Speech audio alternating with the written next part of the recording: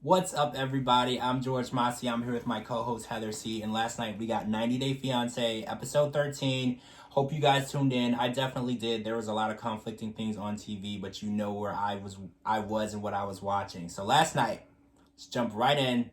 Waste no time. Mike and Natalie. Natalie goes dress shopping. And everyone was a little confused by it because she's not engaged. She doesn't have a wedding date. But she found the perfect dress that she did not purchase. And she even showed it to her mom in the Ukraine. And even the wedding vendor at the store was like, so when are you getting married? And she's like, well, we don't actually have a date set.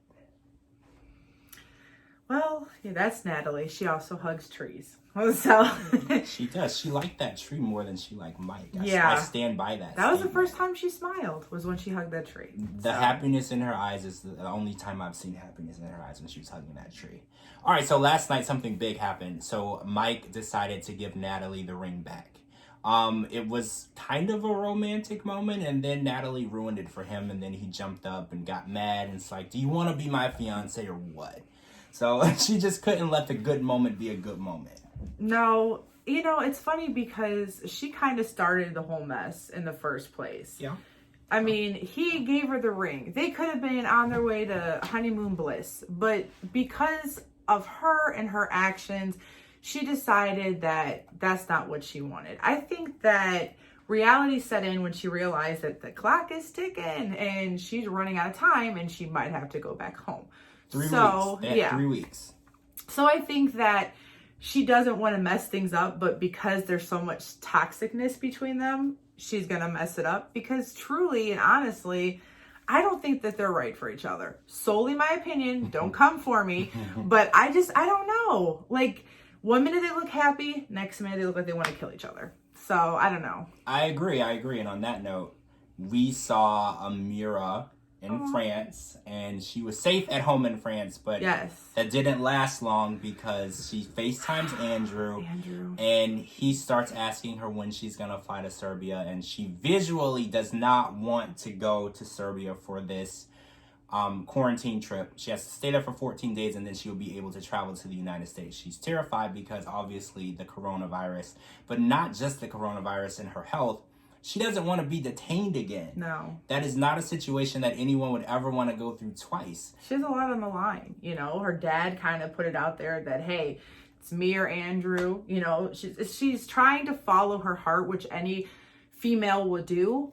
But I think that, solely again, my opinion, that he is just very controlling. It seems that Amira is always putting herself forward of the relationship. She's always making the sacrifices. I'll go to you. I'll go to this country for you. And what is he doing? Sunbathing on some type of resort while she's being detained? I can't with this guy. Yeah. I can't.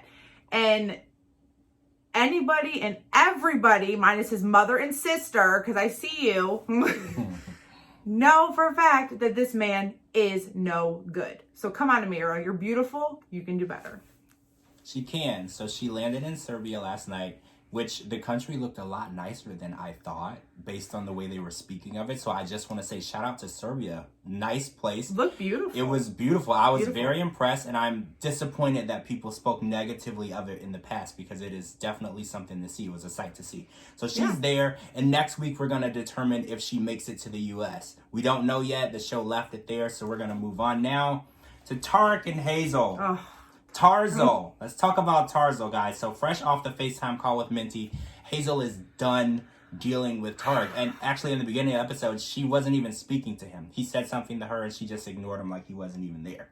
So she's definitely over Minty always popping up in their relationship. She's just done. They broke up with her. She's an ex. And Hazel is a firm believer is you're not friends with your ex. Do you agree with her?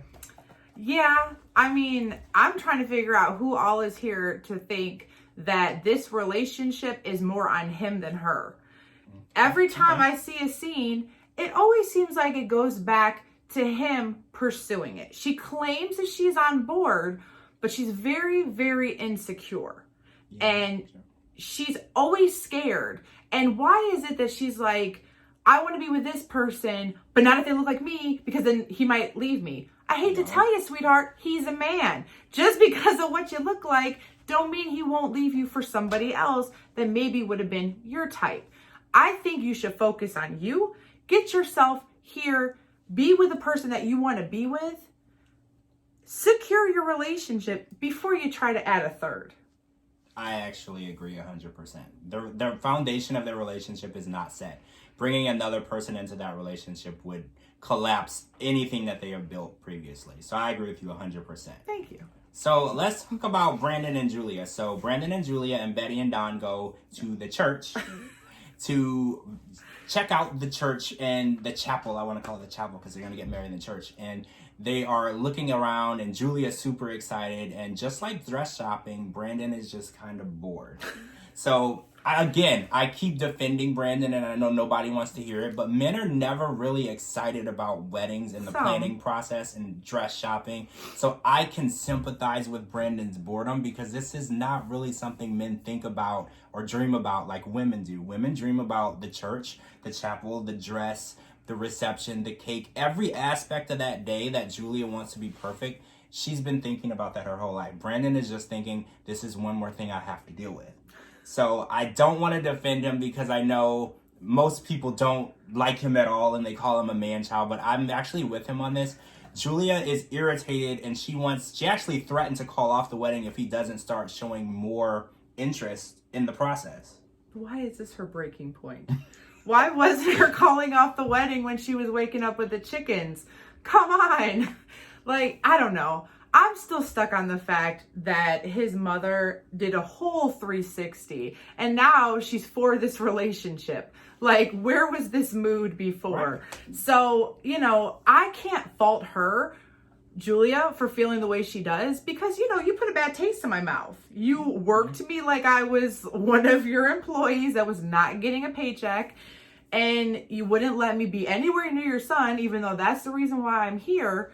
And now all of a sudden, you want to be mother of the year?